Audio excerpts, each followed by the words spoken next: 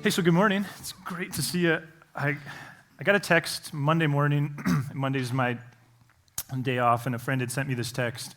I want to say he sent it at like 7 or 8. I can't remember. I was sitting in my office at home, and it was, it was the first indication that I had received of the graffiti that had happened at the cathedral the night before, I guess. And it was a great text. I was grateful for it. He had just said, hey, I don't know. He actually walks his kids to school there, so he saw it, and was just suggesting that I reach out. He knew there was some kind of relationship there, and was just saying, man, I think his heart was solidarity. Like, let's just communicate to them that we agree that that stinks. So I saw the text, and I knew that I was going to be going for a bike ride in about an hour or so, and so I thought, I'll just pedal by there because I live right by the cathedral and take it from there. And so as I pedaled by, Monsignor O'Neill, who is he's the big kahuna at the cathedral and a really, really neat guy. I've done a couple events with him before. He was actually standing outside talking to some people right in front of the graffiti, and so I just pedaled up there, and he immediately was really friendly. He pretended like he remembered who I am, though I'm not sure I understand how that's possible. And he immediately shook my hand, and I felt guilty because I had my nasty mountain biking gloves on, and I'm like, oh man, we just came out of a pandemic, and I just shook your hand, and I don't know when the last time I washed those was, but good news, now you'll be safe. And I'd said to him, as we were talking, I just said, man, is there anything we can do? And immediately he said, would you just pray?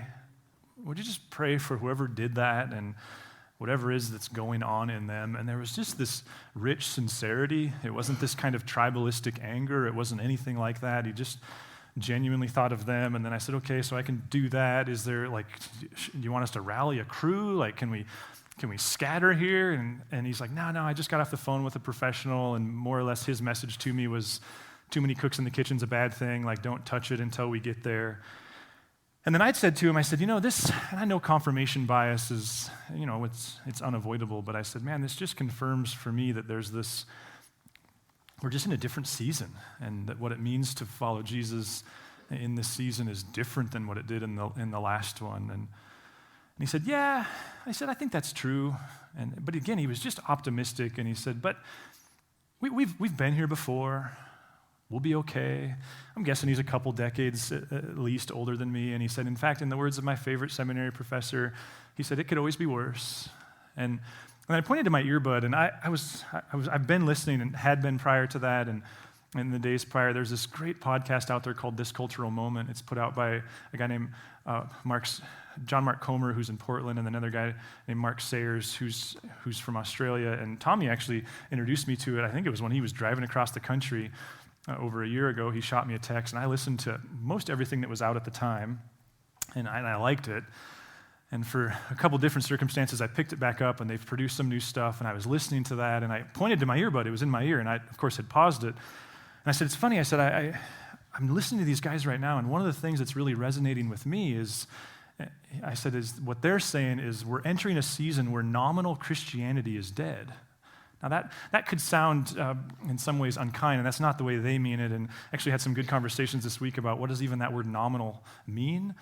And I had to be reminded, too, that nominal just means by word only, by title only.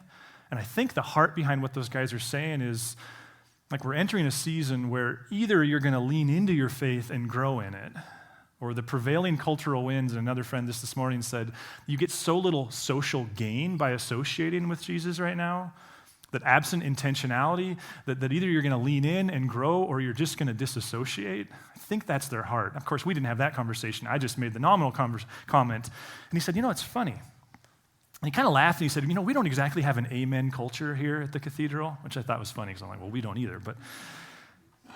And he said, but yesterday the bishop spoke here. I'm assuming it was Carol's graduation, and it was kind of a big deal. And he said, at one point in his message, he said or his homily, I guess it would be called, he said, what we need right now, or he said, we're entering into a season, is the way this bishop said. And of course, he's like, I'm not going to say it exactly how he said it, but here's basically what he said. We're entering into a season right now where Christians are going to have to get off their seats and follow Jesus and take that more seriously.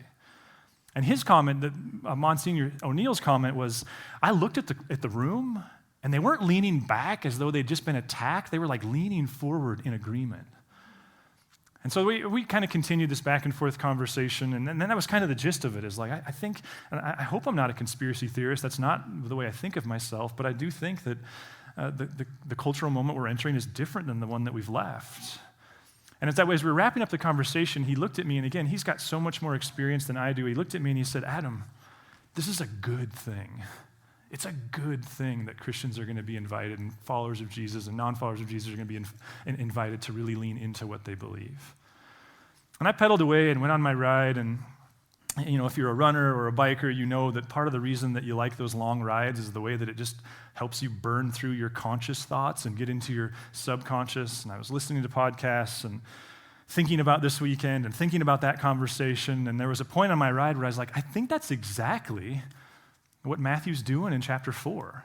Like that, the tone of that, I think, is exactly what's going on there. So we're going to get to that, but let me just, in case you've not been with us in this series, just kind of bring you up to speed. Like, we started this series several weeks ago just from Matthew, and I don't know if you're noticing this in podcast world.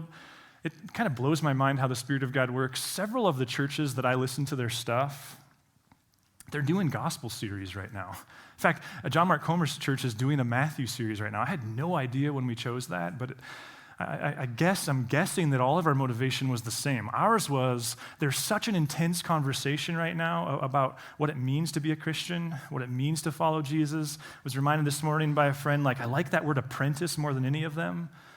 But what we decided is let's just take a look at this gospel and ask some basic questions. Who is this Jesus? What's the story?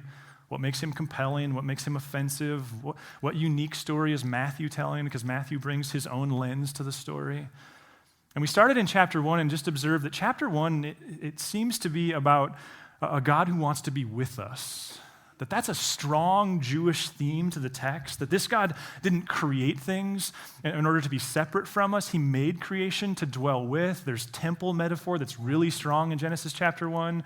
It's why that sometimes Christian theology of it's all going to burn anyway, it's not particularly Jewish or Christian, because God is looking to be with us in creation. And Matthew brings that into Matthew chapter 1, even by the use of the word Genesis and Emmanuel, which means God's with us. And then in chapter 2, it seems like the question that comes up in Matthew chapter 2 is then, what does that mean? And in a sense, that's the question we're all asking. What does it mean to live the with God life? And part of what Matthew does is he takes Herod, the self-proclaimed king of the Jews, and contrasts it with Mary and Joseph, the parents of the Messiah. When you're with Herod, here's what you get. And you see all kinds of corruption and power, but also luxury and affluence. And what do Mary and Joseph get? Well, they get the presence of God, but not much else. Their life is all kinds of messed up in terms of circumstances. They have to run for their life. They have to go to Egypt. Other people are getting killed because of their association with Jesus. And it's like Matthew's trying to tell us in chapter 2, don't think, and this is where a lot of faith disillusionment comes from, don't think that with God means everything goes the way you would have wanted. It just means that, with God. And then in chapter 3, Matthew, I think, is pulling from a strong tradition that says, hey, this God has boundaries, that there is absolute truth, that there is right and wrong, there is a story God wants you to live, and then there's a story that you can live that puts you outside of God. He uses John the Baptist to just demonstrate this God is approachable, but this God is also holy. And then, really in 4, and this is what we talked about last week, Jesus' baptism and the temptations, it would seem, my opinion is that this is Jesus going, here's the story. Here's the story that we're going to live, and it's about this self-giving love of God. Here's the story, Jesus' favorite story we've been saying is really found in Isaiah 3 or Isaiah 40 to 55, the suffering servant. And what we're going to see in 2 weeks, next week we won't be here, next week's Memorial Day, we talked about we wanted to do a Thursday gathering. It's not available from the Grand Street, so we're just shutting down next weekend. But the following weekend, we're going to start on the Sermon on the Mount. But before that, there's this question of, okay, so what's he doing when he calls disciples? Why is he calling disciples? And the first thing that it reminds me of is Genesis 1. You may remember how this story starts. Then God said, let us make humankind in our image, according to our likeness, and let them have dominion over the fish of the sea and over the birds of the air and over the cattle and over all the wild animals of the earth and over every creeping thing that creeps upon the earth. So God created humankind in his image. In the image of God, he created them. Male and female, he created them. Like, why does Jesus go to the Galilee to call disciples? Well, it seems like this is the story. A God who's looking for partners, a God who's looking for apprentices, a God who's looking to dwell with, but also to dwell through people. Part of why I don't like the title pastor is because it implies something that I don't think is the text. The text is God wants to be present through you in your work, in your neighborhood, that in that sense we all bring the presence of God with us, and we all have different roles to play to that end. But then there's this question of, okay, so why did he go where he did? And I hope if you hang around Narrate long enough, what you begin to realize is, like, anytime there's something that seems like, why would he do that? Then we should ask the question, why did he go to the Galilee? We see this in Matthew chapter 4. Now, when Jesus heard that John had been arrested, he withdrew to Galilee. And some of you probably studied this. I spent some time a couple months ago restudying and learning new things about the Galilee, but I think this actually gives us a picture of how we live today. The Galilee, actually the word comes from the Hebrew word Galil, and that word just means circle. So part of what Galilee is trying to capture is the geography, that it's a land that's circled by non-Jewish people. In fact, here's a map, and I know it's harder to see here, but what you can see, if you can see it, is that to the north of the Galilee, the Syrians live. To the east of the Galilee, more Syrians. To the south, the Samaritans, which were kind of this buffer between the Galilee and Judea, the other Jewish people to the south. To the west, you had Phoenicians. But what you begin to see very quickly is this is a land that's surrounded by outsiders. This is not an insulated land. This is not a people who wouldn't have known of other ideas. This is kind of like university. This is where there's pressure. There's lots of different things going on here.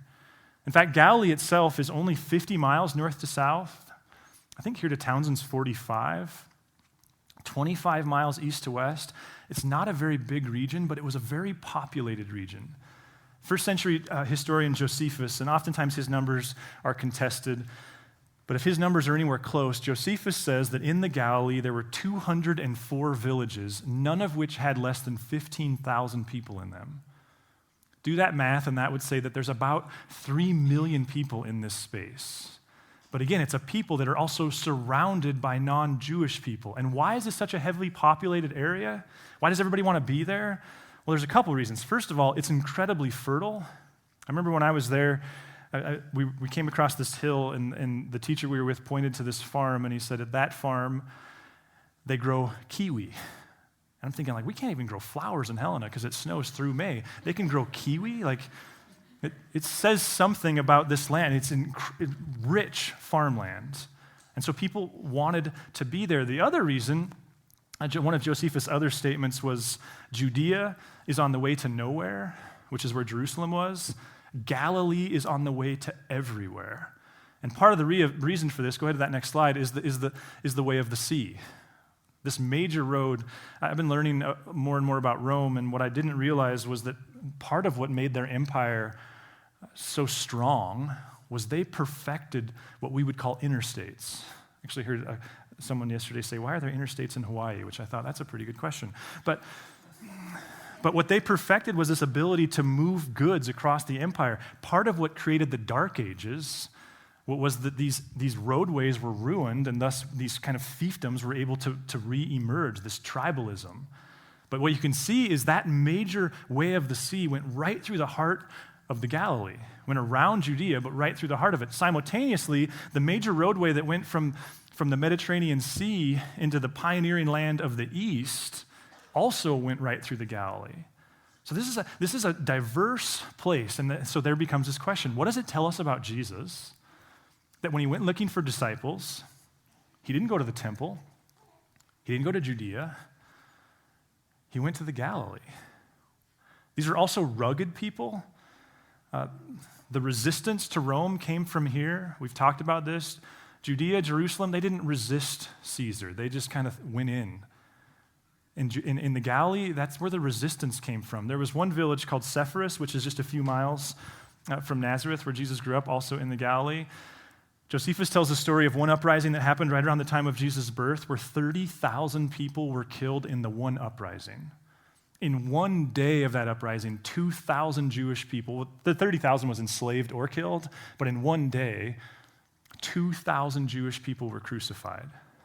So we have this picture in our head that what happened to Jesus was unique to Jesus. No. This was a way of life reserved for especially slaves, almost subhuman people. There's another story around the Sea of Galilee by Tiberias where the Zealots went off to war and they left their women and children in these caves. You can go, if you go to Israel, it'd be one of the places you visit. It's this really neat place, but there's these big cliffs right by the Sea of Galilee. The Zealots left their wives and their children hiding in these caves. The Romans learned about it, and they built scaffolding outside of them and then lit fires and blew the smoke into the caves and then watched almost with pleasure as the women and children just jumped out of the caves to their death. The point would be this: these are rugged people. These are not entitled people. These are people who know how to work, they know how to sacrifice, and thus, why did Jesus go there?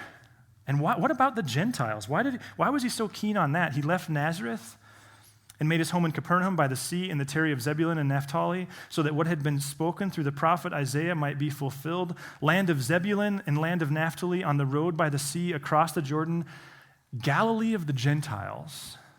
What's going on there? Well, Matthew in particular, and we've alluded to this a little bit earlier in this conversation, that Matthew was really keen on Gentiles. He's very sympathetic. Marty Solomon from the Bema podcast calls this the Momser gospel. Momser is the Hebrew equivalent of bastard. It's a term that probably Jesus grew up under. It's the way that you make fun of somebody who was born out of wedlock. Matthew is really sympathetic to these outsider stories. In fact, let's go back to the genealogy, and maybe you've seen this, but I just think this is bold of Matthew. In verse 3, and Judah, the father of Perez and Zerah by Tamar.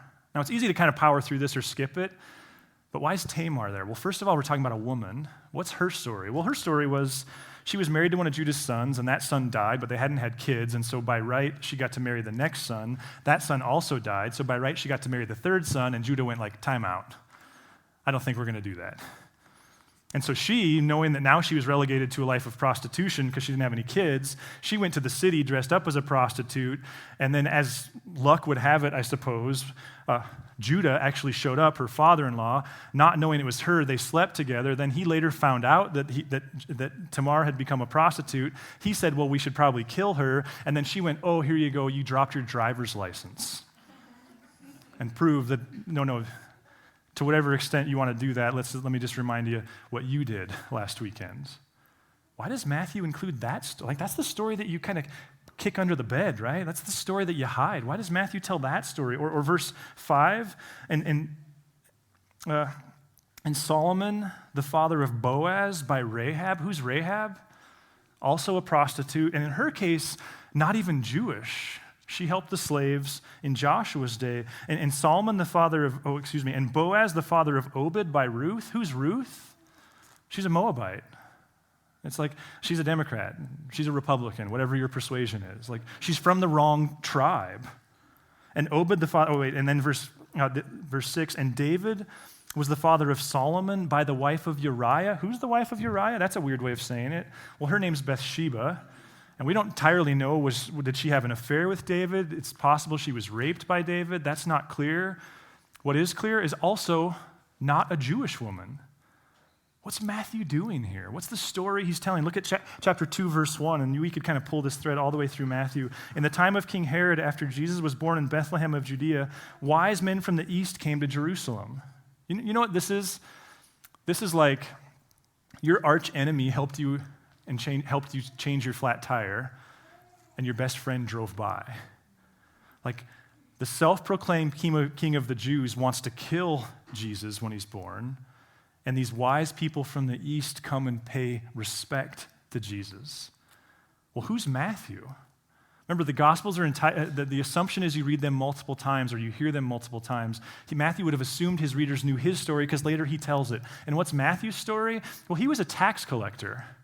How do you start your tax collecting business? Well, you just like in contracting work, you bid for the right to collect taxes from a given region of the empire. And then the high bidder, Rome says, okay, so you're going to give me X amount of dollars, or it's not dollars, but you know what I mean. And then you get to collect whatever you can without getting yourself killed and live off the difference. In Jesus' day, the best research would say that the tax rate in the Galilee in Jesus' day was somewhere between 80 and 90%. Remember, this is an agrarian society. This is a society where we're not talking about whether or not you own a boat. We're talking about whether or not your kids have enough food to eat. You raise it, you grow it, you barter for others who have other stuff. And now this kid that you went to synagogue school with shows up, takes 90% of your harvest, and when you tell him that the result of that will be you'll have to choose which of your kids starve to death this winter, he says, sorry, and he's Jewish. And Jesus sees Levi at some point and invites him to follow him. So here's the question. Why does Jesus go to the Galilee? Why Gentiles? And is it possible that he understood the mission he had in mind took a certain kind of person, willing to pay a certain kind of price, who doesn't carry with them a certain kind of entitlement? Is it possible that Jesus knew he didn't need the top of the class, not that there's anything wrong with being that, but he needed a certain kind of character, a courageous character. N.T. Wright in his book, God in Public, says, in our present moment, the most important character trait is that of courage. Is it possible that Jesus was kind of like, I can take benchwarmers who aren't particularly good now, but I can turn them into something so long as they're willing to work hard, which reminded me of this movie, Benchwarmers, and I thought, let's just enjoy that moment. But if you watch the movie, it's also about a group of guys who are willing to work hard and grow, and I just wonder if that's not what's going on in Matthew 4. Listen to verse 18, and this is, I think, one of those, like, hear it as though for the first times. And he walked by the Sea of Galilee, or as he did, he saw two brothers, Simon, who's called Peter, and Andrew, his brother, casting a net into the sea, for they were fishermen. And he said to them, follow me, and I'll make you fish for people. And immediately they left their nets and followed him. But what if Jesus was looking for a certain kind of person, willing to pay a certain kind of cost, who had a certain kind of passion for God's kingdom, and he kind of knew where you find him and where you don't? Now, for what? Like, what's the importance of the disciple piece? And this, I don't know about for you, but as I'm processing my own faith and my own experience of faith together, it feels different now. Like, the urgency of the moment to me is more present. In fact, I've been working in church since I was 20, and I'm grateful for that opportunity. And in the last few years, the way I said it, and I don't necessarily regret it, it's just I think it's shifted, but the way I said it for the last few years is that I identify at this point more as a chaplain or a spiritual director than I do as a pastor. And I'm not trying to create a good-bad kind of thing. What was going on in me at the time, and frankly, I think what was more present culturally at the time, what was, for me, the passion was, I don't want to bring a dogma or a directive. My goal isn't to bring an agenda to any particular interaction. But what I love about chaplaincy and spiritual direction is it's a practice of listening. And just to be clear, I still think it's very important. I still myself talk to a spiritual director on occasion. But it's much more open. It's trusting that the Spirit of God will lead you wherever the Spirit of God is trying to lead you. And again, I think there's a strong place for that. But pastors are different. Pastors, according to the text, I think there's an agenda. Their job is to help people find Christ, to help people take on and put on and grow in their identity as apprentices of Jesus. So a couple weeks ago, it was a Wednesday, I was hanging out with a friend who is another leader in town, and sometimes when you're just inside your own sector, there's just words flow pretty freely, and so I love meeting with him because it just it helps me be present to what it is I'm thinking, because I'm a verbal processor as much as anything. And I caught myself in that interaction. I said, boy, do I still identify primarily as a chaplain? And I don't have that training. I'm not trying to trivialize the training, but just functionally. And it was like as soon as I said that, I actually stopped and was like, man, I got to write some of this stuff down because I need to process this. And I actually opened my Evernote and wrote the question down. I got back to my office, and I spent a little energy kind of on that Evernote entry I'd opened. And I think I knew as I revisited that question, like, my answer is no. Again, not good, bad, but just I don't identify that way anymore. That was a Wednesday. That same week on Friday, I got an email at like 1 o'clock in the afternoon, something like that. Never received an email like this. And to me, this is like, we all have to interpret the Spirit of God's movement in our life. But this was my interpretation of this moment. I got an email from a Navy chaplain. Let me just say, I've never got an email from a Navy chaplain before. And if she'd have known how I feel about boats on the open water, she probably wouldn't have sent it. Like, my version of hell is a cruise.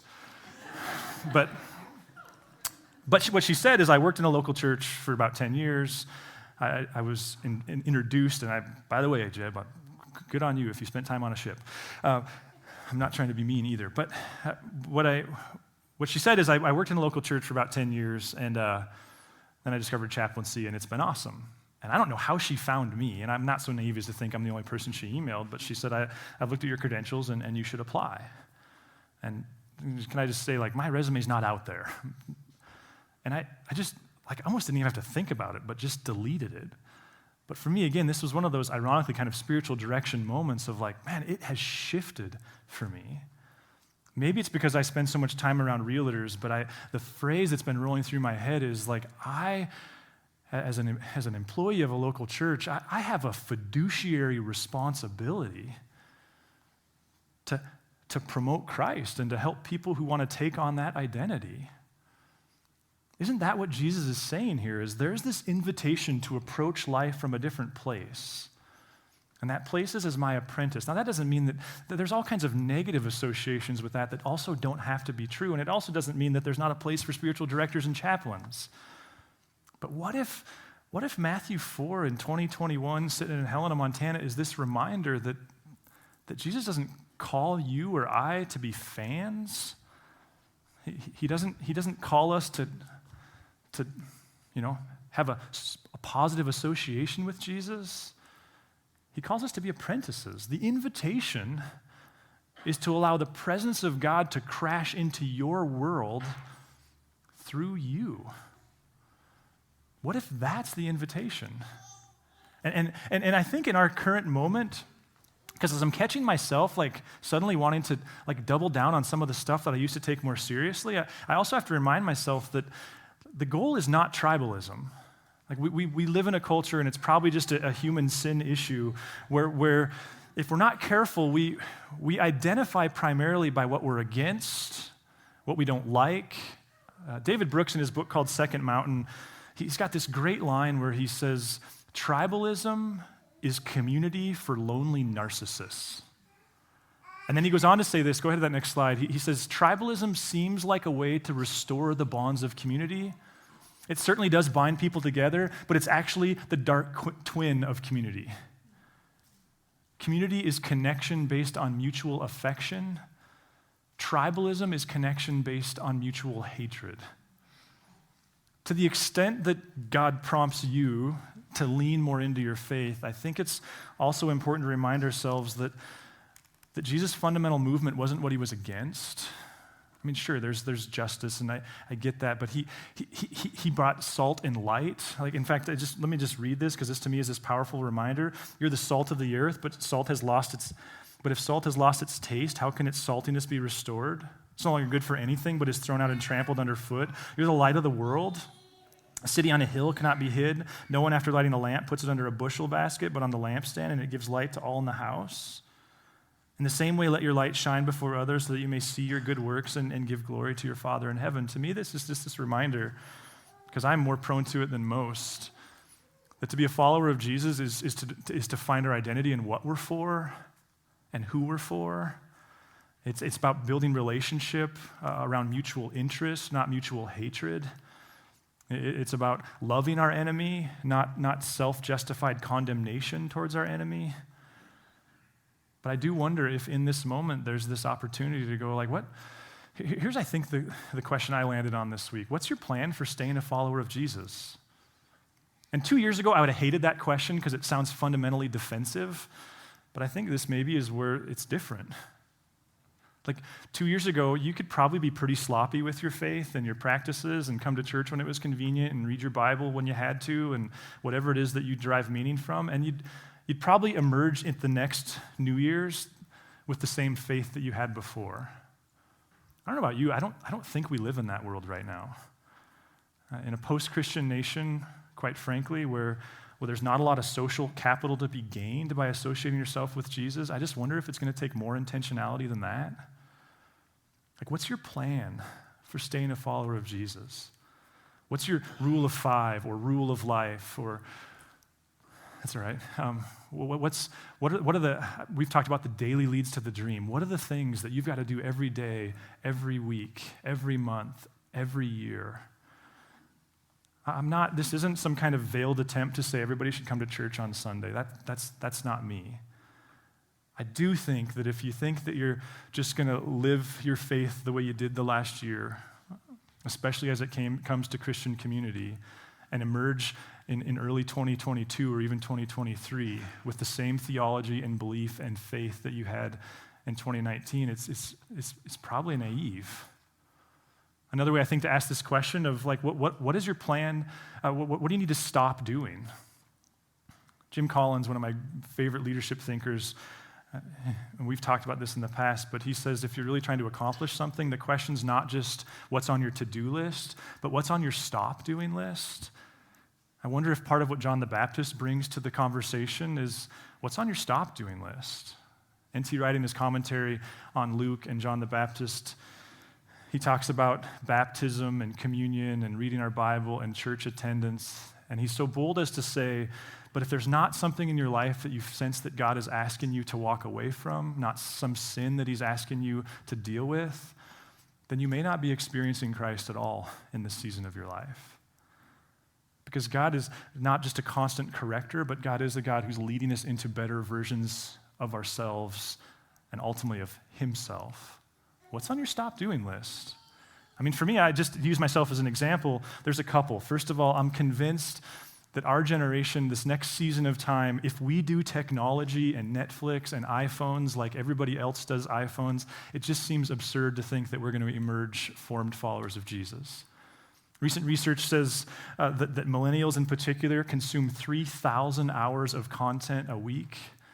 That's no different for Christian millennials. And they say that the average Christian millennial consumes 3,000 hours of content, 150 of which is Christian.